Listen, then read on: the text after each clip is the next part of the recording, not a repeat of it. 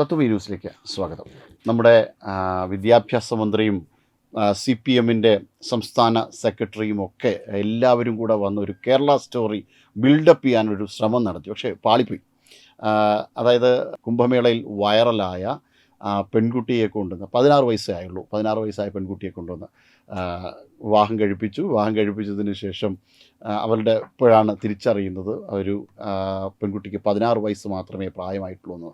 POCSO കേസിൽ വരൻ പ്രതിയായിരിക്കുന്നു. ഇനി അതിനെ തുടർന്നുള്ള എല്ലാവരും പ്രതിയാവും. ഒരു സംസ്ഥാന സർക്കാരിൻ്റെ ഗതികേടാണ്. എന്തു പറയുന്നു അനിൽജി?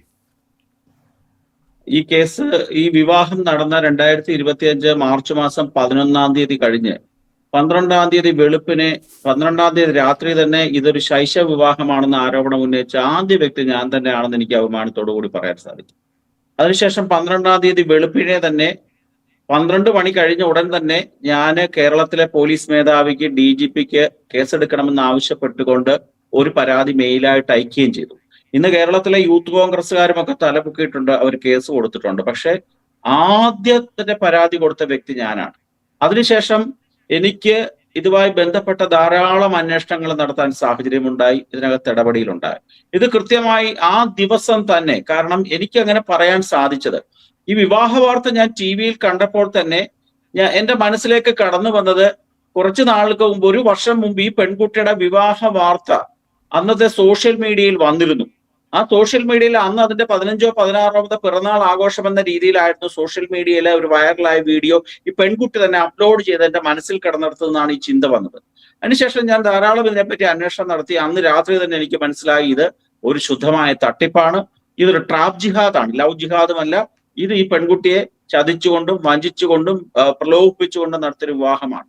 അത് കേരള സ്റ്റോറി 1-2 പാർട്ടുകൾ ഇറങ്ങിയപ്പോൾ കേരളം എന്തോ ഒരു ഭീകരമായിട്ടുള്ള സ്ഥലമാണ് എന്ന് ഉത്തരേന്ത്യക്കാർക്കൊക്കെ തോന്നി തുടങ്ങിയെന്ന് കേരളത്തിലെ ഈ ഭരണ സംവിധാനങ്ങൾക്ക് തോന്നിയപ്പോൾ അതിനെ മറികടക്കാൻ വേണ്ടി ഇലക്ഷന് മുമ്പായിട്ട് ഒരു PR വർക്കിന്റെ ഭാഗമായിട്ട് ഒരു റീൽ സ്റ്റോറി ഉണ്ടാക്കിയതാണ്. ഇത് റിയൽ സ്റ്റോറി അല്ല, റീൽ സ്റ്റോറിയാണ്. അതിനുവേണ്ടി ഉപയോഗിച്ചത് ഈ അരിമാനൂരെ നയനാർ ക്ഷേത്രമാണ്. ഈ ക്ഷേത്രം ശ്രീനാരായണ ഗുരുദേവൻ സ്ഥാപിച്ചതാണ്. ദേശീയ പട്ടികവർഗ കമ്മീഷന്റെ റിപ്പോർട്ട് എൻ്റെ കയ്യിലുണ്ട്. 40 പേജുള്ള റിപ്പോർട്ടിനകത്ത് വളരെ കൃത്യമായി പറയുന്നുണ്ട്, ഇന്റർ റിലീജിയൻ കല്യാണങ്ങൾ സ്ഥിരമായി മാസം 2-3 നടത്തി കൊടുക്കുന്ന ഒരു ഹബ്ബാണ് ഈ നയനാർ ക്ഷേത്രം. ഓർക്കണം, പട്ടികവർഗ കമ്മീഷന്റെ അധികാരം എന്ന് പറഞ്ഞാൽ ഭരണഘടനയുടെ ഭേദഗതി അനുസരിച്ചുകൊണ്ട് 83-ാമത്തെ ഭേദഗതിയാണെന്നാണ് ഞാൻ ഓർക്കുന്നത്. ആ ഭേദഗതി അനുസരിച്ചുകൊണ്ട് സിവിൽ കോടതിയുടെ അധികാരമുള്ള ഒരു ജുഡീഷ്യൽ സിസ്റ്റം തന്നെയാണ്, ഒരു ക്വാസി ജുഡീഷ്യൽ സിസ്റ്റമാണ് ഈ ദേശീയ പട്ടികവർഗ കമ്മീഷൻ. അവര് തെളിവുകൾ എടുത്തതിന്റെ അടിസ്ഥാനത്തിലാണ് റിപ്പോർട്ട് തയ്യാറാക്കിയിരിക്കുന്നത്. അതിനുശേഷം അവർ കേരളത്തിലും അതുപോലെ തന്നെ മധ്യപ്രദേശിലെ ഈ കുട്ടി ജനിച്ചു വളർന്ന സ്ഥലത്തുമൊക്കെ തന്നെ കൃത്യമായും ശാസ്ത്രീയമായും അന്വേഷണം നടത്തുകയും തെളിവുകൾ ശേഖരിക്കുകയും ചെയ്തതിന്റെ അടിസ്ഥാനത്തിൽ ഏറ്റവും ആധാർ എന്ന് പറയുന്നത് ഒരു അടിസ്ഥാന രേഖയെ അല്ല എന്ന് ബഹുമാനപ്പെട്ട സുപ്രീം കോടതി ഉൾപ്പെടെ പല വിധികളും നടത്തിയിട്ടുണ്ട്. ഇതിനകത്ത് മറ്റൊരു സവിശേഷമായ സാഹചര്യം, ധൃതി പിടിച്ച് ഒരു ദിവസം കൊണ്ടുണ്ടായ കല്യാണമല്ല. ആ ക്ഷേത്രത്തിന്റെ പ്രസിഡന്റ് ആയിട്ടുള്ള ഹരീന്ദ്രൻ എന്ന് പറയുന്ന ആള് ഈ പട്ടികവർഗ കമ്മീഷന് കൊടുത്ത മൊഴിയിൽ പറയുന്നത്, ഈ വിവാഹത്തിന് ഒരാഴ്ച മുമ്പ് തന്നെ ഈ പയ്യനും ഈ പെൺകുട്ടിയും കൂടെ ആ ക്ഷേത്രത്തിൽ ചെന്ന് ഞങ്ങളുടെ വിവാഹം നടത്തി തരണമെന്ന് അഭ്യർത്ഥിച്ചിരുന്നു എന്നാണ് പറഞ്ഞിരിക്കുന്നത്. നമ്മൾ ഓർക്കണം, കേരളത്തിലെ 2 പേരല്ല, ഉത്തരേന്ത്യക്കാരായിട്ടുള്ള 2 പേര് വന്ന് പറഞ്ഞപ്പോൾ സ്വാഭാവികമായിട്ടും അവര് ഇതിനകത്തൊരു സംശയം കാണിക്കുകയും ഒരു അന്വേഷണം നടത്താനും അവർ ബാധ്യത ഉണ്ടായിരുന്നത് കാണിച്ചില്ല. പുരോഗമനത്തിന്റെ വക്താക്കളാണ് ഞങ്ങൾ. ശ്രീനാരായണ ഗുരുദേവൻ പറഞ്ഞു, ഒരു ജാതി ഒരു മതം ഒരു ദൈവം ഞങ്ങൾക്ക് എന്നുള്ള പോളിസി ആയതുകൊണ്ട് ഞങ്ങൾക്കൊന്നും ഇത് ബാധകമല്ല എന്ന രീതിയിൽ അവർ ചാടിപ്പിടിച്ച് കല്യാണം നടത്തി. പക്ഷെ അതിന് പിന്നിൽ കൃത്യമായി പ്രവർത്തിച്ചത് ഈ CPM സംവിധാനമാണ്. ഇപ്പോൾ ഗോവിന്ദൻ മാസ്റ്റർ ഉൾപ്പെടെയുള്ളവർ പറയുന്നത് എന്താണ്, ഞങ്ങൾ അവിടോട്ട് ചെന്നു, ഇല്ല വിളിക്കാതെ ഉണ്ണാൻ ചെന്നതുകൊണ്ടാണ് ഞങ്ങൾക്ക് അബദ്ധം പറ്റിയെന്നാണ് അദ്ദേഹമൊക്കെ പറഞ്ഞത്. പക്ഷെ അതല്ല. 2025 മാർച്ച് മാസം 13-ാം തീയതി CPMന്റെ ഒരു ചാനലാണല്ലോ കൈരളി ചാനൽ. കൈരളി ചാനലിന്റെ വെബ് എഡീഷൻ താങ്കളൊന്ന് പരിശോധിച്ച് നോക്കൂ. ആ വെബ് എഡീഷനകത്തൊരു വാർത്തയുണ്ട്, CPM നേതാക്കന്മാരുടെ കാർമ്മികത്വത്തിലാണ് കല്യാണം നടന്നത് എന്ന് കൃത്യമായിട്ട് എന്റെ കിടപ്പുണ്ട്. ആ വാർത്ത കിടപ്പുണ്ട്. കൈരളി TV റിപ്പോർട്ട് ചെയ്തിട്ടുണ്ടായിരുന്നല്ലോ, ദേശാഭിമാനിയിലും ഉണ്ടായിരുന്നു. ആ വാർത്തയിൽ ഒരു കൗതുകകരമായ കാര്യമുണ്ട്.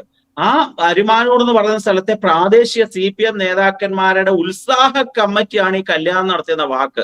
ആ വാക്ക് നമ്മൾ ഗ്രാമീണമായിട്ട് ഉപയോഗിക്കുന്ന ഒരു വാക്കാണ്, ഉത്സാഹ കമ്മിറ്റി. കൈരളി TV കൊടുത്തിരിക്കുന്നതാണ്. ഈ കല്യാണം നടത്താൻ ഉത്സാഹിച്ച ഉത്സാഹ കമ്മിറ്റിക്കാരുടെ പേരുൾപ്പെടെ കിടപ്പുണ്ട്, ഇന്നും ആ രേഖയായിട്ട് കിടക്കുകയാണ്. അതുകൊണ്ട് ഇത് കൃത്യമാണ്. ഈ പെൺകുട്ടിയുടെ ഈ ജനനം എന്ന് പറയുന്നത് 1/1/2008 എന്ന രീതിയിലാണ് ഇവിടെ അവതരിപ്പിച്ചത്. ഇതിനകത്ത് ഒരു കാര്യം ഞാൻ തുറന്നു പറയാം, അവര് ഹാജരാക്കിയ ഒരു ബർത്ത് സർട്ടിഫിക്കറ്റും ഒരു ആധാർ കാർഡും അത് വ്യാജമാണോ അല്ലയോ എന്ന് പറയാൻ സാധിക്കത്തില്ല. കാരണം ഈ കുട്ടിയുടെ ഈ ജനനം രജിസ്റ്റർ ചെയ്തിട്ടില്ല എന്ന് പറഞ്ഞുകൊണ്ട് അമ്മയെ കൊണ്ടും അച്ഛനെ കൊണ്ടും ഒക്കെ വ്യാജമായ അഫിഡവിറ്റ് ഉണ്ടാക്കിയിട്ട് അവിടുത്തെ മുനിസിപ്പാലിറ്റിയിൽ കൊടുത്ത് അവിടുത്തെ ഉദ്യോഗസ്ഥർ ഉണ്ടാക്കി കൊടുത്ത ഒരു സംവിധാനമാണെന്നാണ് ഞാൻ മനസ്സിലാക്കിയിരിക്കുന്നത്. അല്ലാതെ ഇവർ അച്ചടിച്ചുണ്ടാക്കിയതല്ല.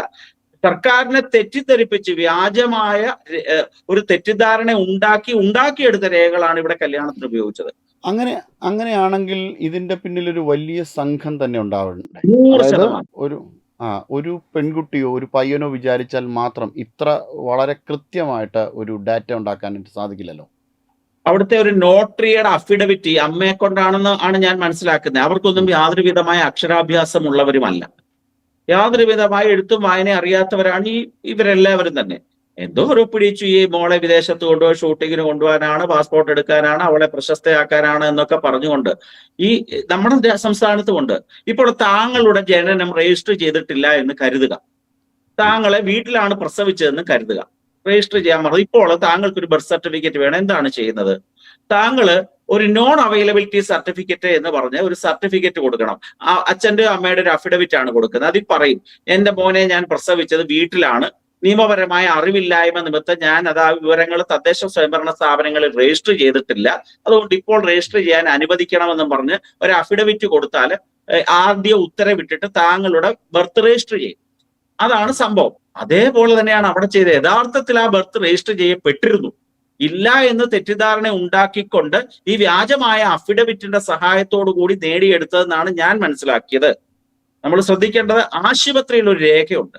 ഏത് ജനനം ആശുപത്രിയിൽ നടത്തിയാലും എല്ലാ നടപടികളും പൂർത്തിയാക്കിയോ, ഈ പ്രസവത്തിന് എല്ലാ നടപടികളും പൂർത്തിയാക്കിയോ എന്ന് ഉള്ളൊരു ചെക്ക് ലിസ്റ്റ് പോലുള്ള ഒരു സർട്ടിഫിക്കറ്റ് ഉണ്ട്.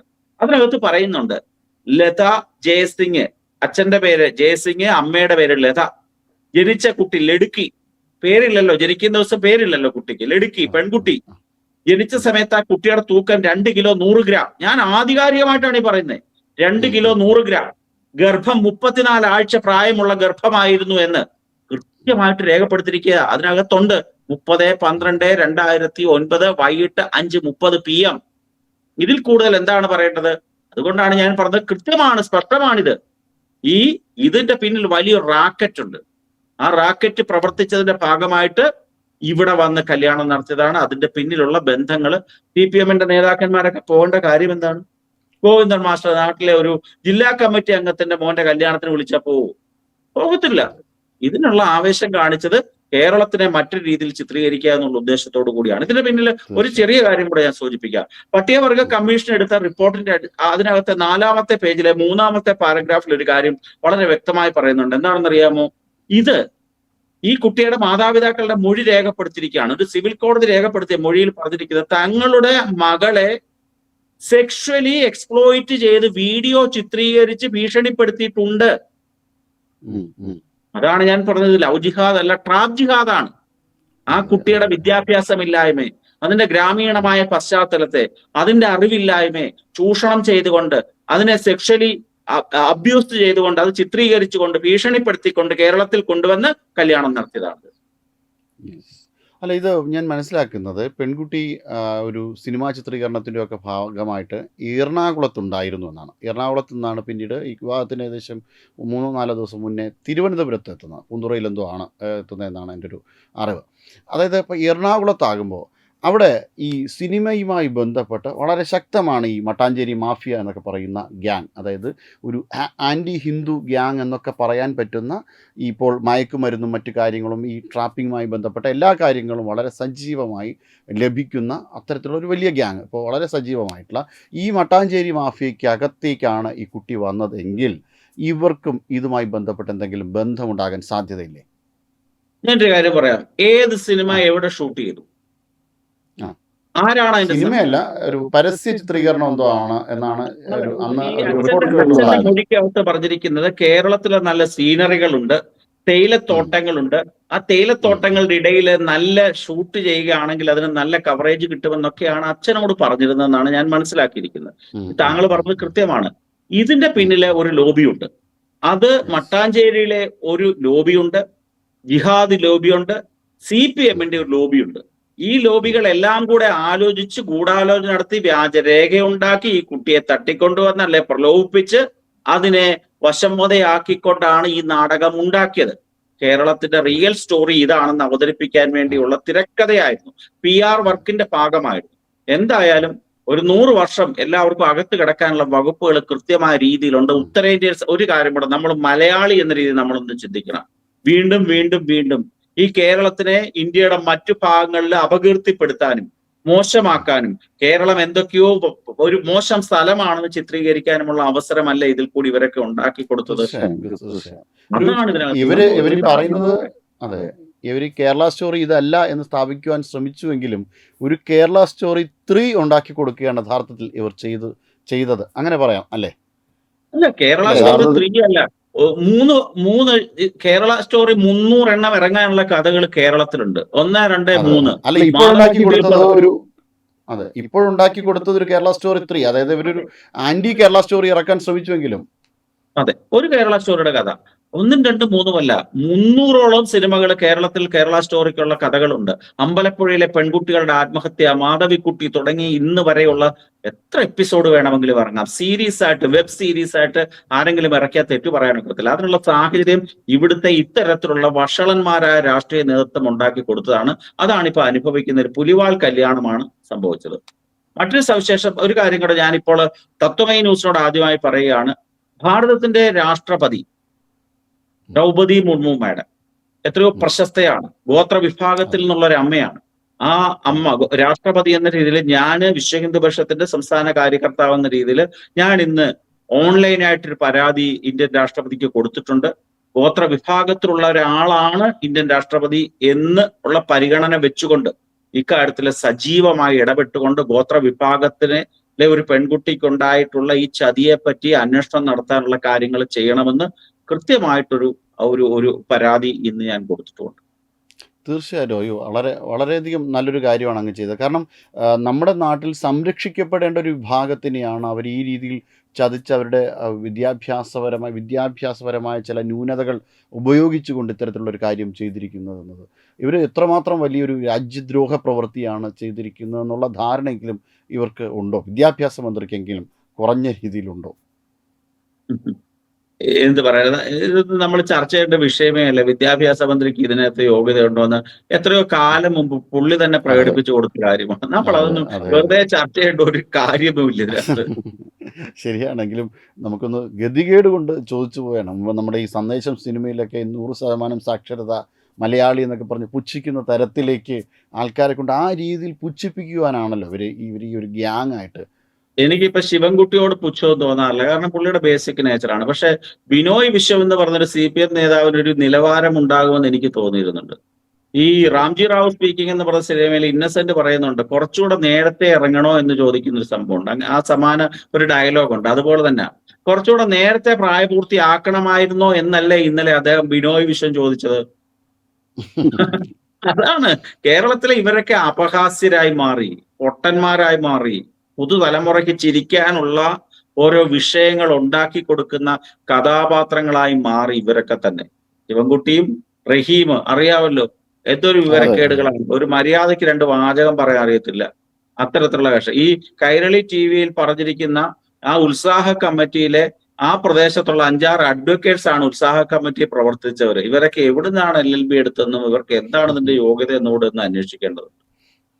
അല്ല, ഒരുപക്ഷെ ഇത്രയധികം അഡ്വക്കേറ്റ്സ് പോക്സോ കേസിൽ പ്രതികളാവുന്നത് ചിലപ്പോൾ ഇത് ആദ്യമായിരിക്കും ഒരുമിച്ച് നിന്നൊരു വിവാഹം നടത്തി കൊടുത്തത്. സാധാരണഗതിയിൽ എല്ലാവരും പറയുന്ന ഒരു തർക്കം ഇഗ്നറൻസ് ഓഫ് ലോ ആണ്. എനിക്ക് അറിയത്തില്ലായിരുന്നു, അത് തർക്കമായിട്ട് എടുക്കാനൊക്കത്തില്ല. Ignorance of law is not an excuse എന്ന്. ഇവരെന്താ ഡിഫൻസ് എടുക്കാൻ പോകുന്നത് നമുക്ക് കാത്തിരിക്കാം. ഉത്സാഹ കമ്മിറ്റിക്കാർ കാത്തിരുന്ന് കാണാം. ചിലപ്പം ഇനിയും ചിരിക്കാനുള്ളൊരു വക ഇവർ തന്നെ ഉണ്ടാക്കും എന്ന് വിചാരിക്കുന്നു. നമസ്തേ അല്ലേ. വിട്ടുവീഴ്ചയില്ലാത്ത നിലപാടുകളുമായി ദേശീയതയുടെയും സമാജത്തിൻ്റെയും ശാക്തീകരണത്തിനു വേണ്ടി തത്വമയിയുടെ ജൈത്രയാത്ര തുടരുകയാണ്. യൂട്യൂബിൽ മാത്രം തത്വമയിക്ക് 10 ലക്ഷം സബ്സ്ക്രൈബേഴ്സിലേക്ക് എത്താൻ ഏതാനും ചുവടുകൾ മാത്രമാണ് ബാക്കി. മറ്റ് സോഷ്യൽ മീഡിയ പ്ലാറ്റ്ഫോമുകളിലും തത്വമയിയുടെ നിറസാന്നിധ്യം തുടരുകയാണ്. ഈ അവസരത്തിൽ ഞങ്ങൾക്ക് നിങ്ങളോടുള്ള അഭ്യർത്ഥന ഞങ്ങളോടൊപ്പം നിൽക്കുക എന്നുള്ളതാണ്. നിങ്ങൾ ഉപയോഗിക്കുന്ന ഏത് സോഷ്യൽ മീഡിയ പ്ലാറ്റ്ഫോം ആണെങ്കിലും ഞങ്ങളുടെ വരിക്കാരാകുക, ഞങ്ങളെ സബ്സ്ക്രൈബ് ചെയ്യുക, നിങ്ങളുടെ സുഹൃത്തുക്കളിലേക്ക് തത്വമയിയുടെ ഈ സന്ദേശം പ്രചരിപ്പിക്കുക. ഞങ്ങളോടൊപ്പം നിൽക്കൂ, രാഷ്ട്രത്തോടൊപ്പം നിൽക്കൂ, ദേശീയതയ്ക്കൊപ്പം സഞ്ചരിക്കൂ.